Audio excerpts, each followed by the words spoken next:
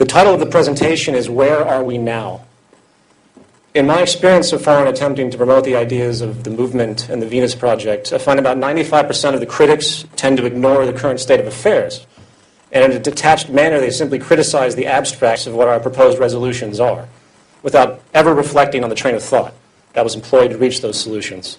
So in response to this, I decided to simply focus on the information which will, at a minimum, at least further compound the dire need to get away from our current social practices, while also showing the logic that the Venus Project employs to arrive at the conclusions and ideas that they do.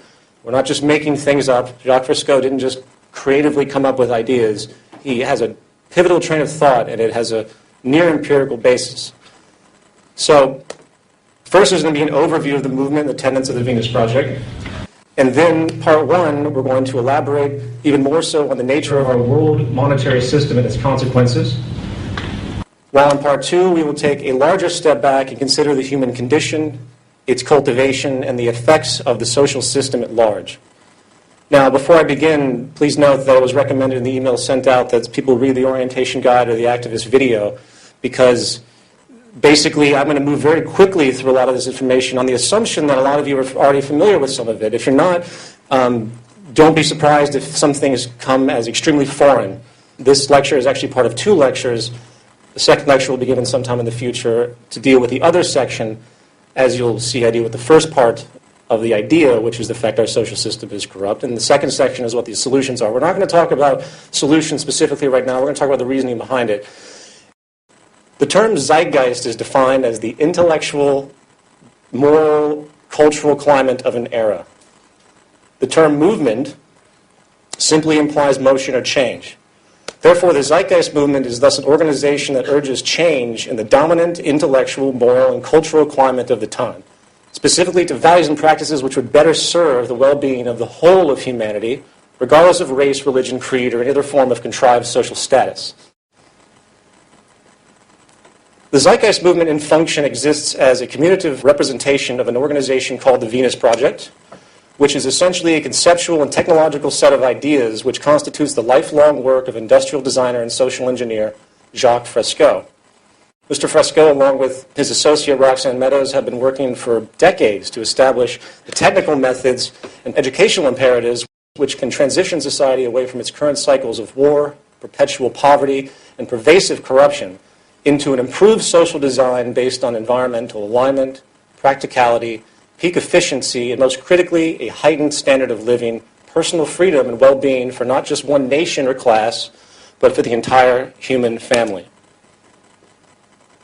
The ultimate materialization of these ideas is in the form of a new social design, updated to present-day knowledge, and the design can be termed a resource-based economy.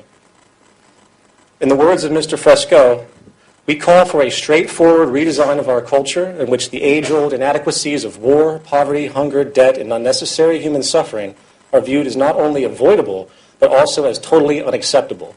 Anything less will simply results in a continuation of the same catalog of problems inherent in the present system. In summary, a resource-based economy utilizes resources rather than commerce. All goods and services are available without the use of currency, credit, barter, or any form of debt or servitude.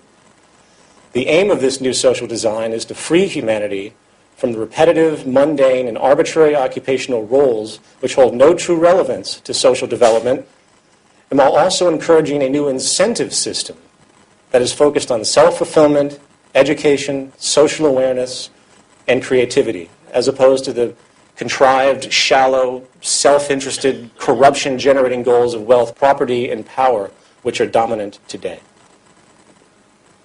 The enabling foundation of this concept is the realization that through the intelligent management of the Earth's resources, along with the liberal application of modern technology and science, we have the ability to create a near global abundance on this planet and thus escape the detrimental consequences generated by the real and artificial scarcity and waste which is dominant today. This reality can provably create a high quality of life for the entire world population many, many times over. The Venus Project takes into account something which has been long lost in our modern financially driven world. the fundamental building blocks of society and the basic understandings required to maintain a person's emotional, intellectual, and physical well-being. All social systems, regardless of political philosophy, religious beliefs, or social customs, ultimately depend upon natural resources as the initial step towards social functionality. Concurrently, society itself is a culture machine. In other words, it's a natural consequence for a culture to support the values integral to the dominant institutions of that society, regardless of the benefit of those values. In other words, the society reaps what it sows.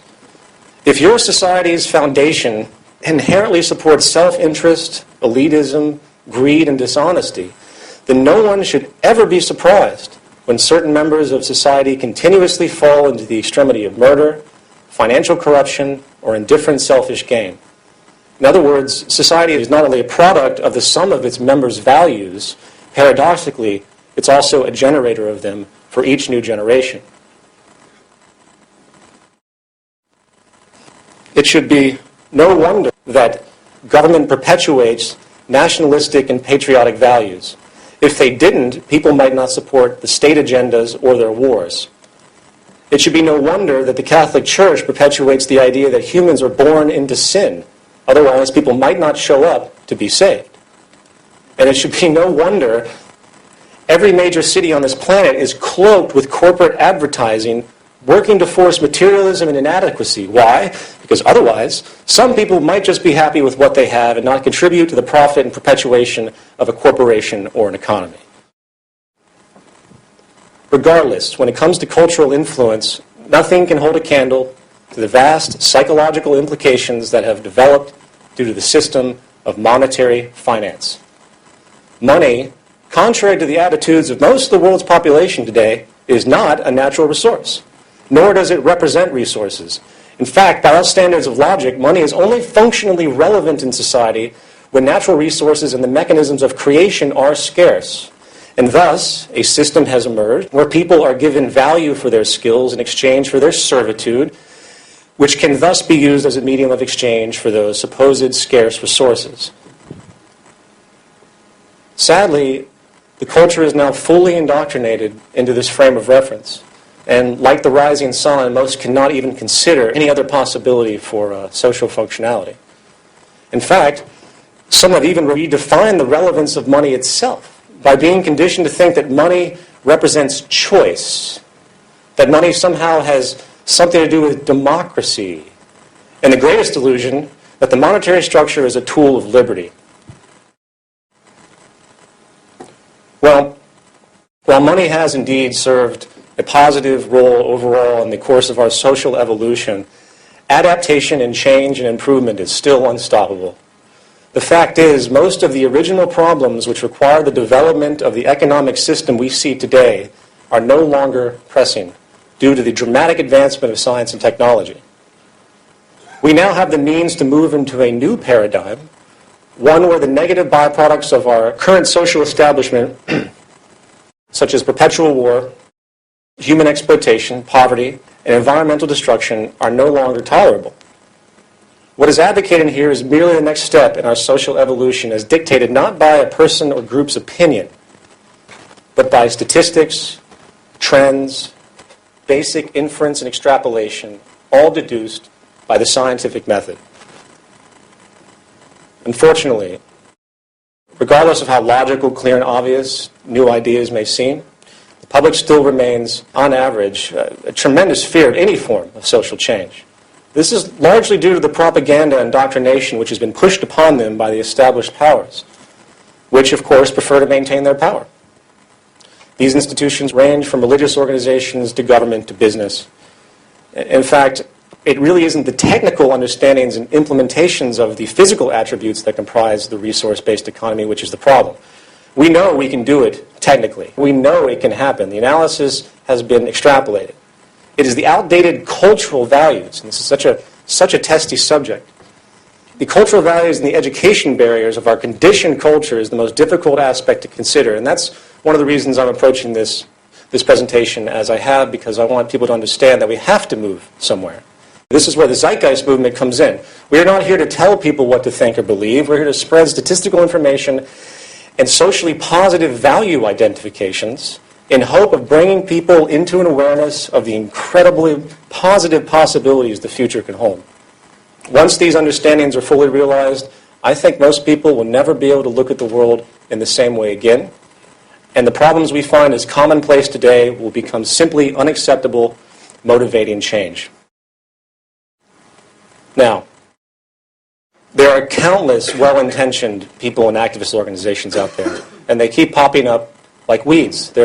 It's incredible to me how many of these there are, and all admirable and amazing. And they're yelling at the top of their lungs about the rampant problems and injustices in our world.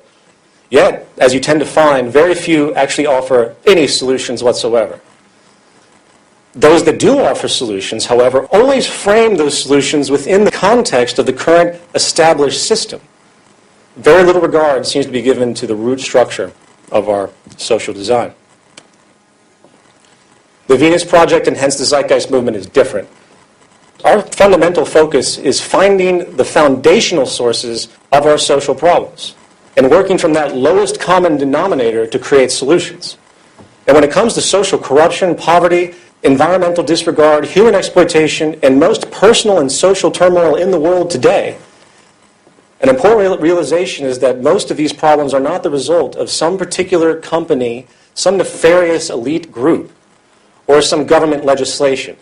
These are symptoms of the foundational problems.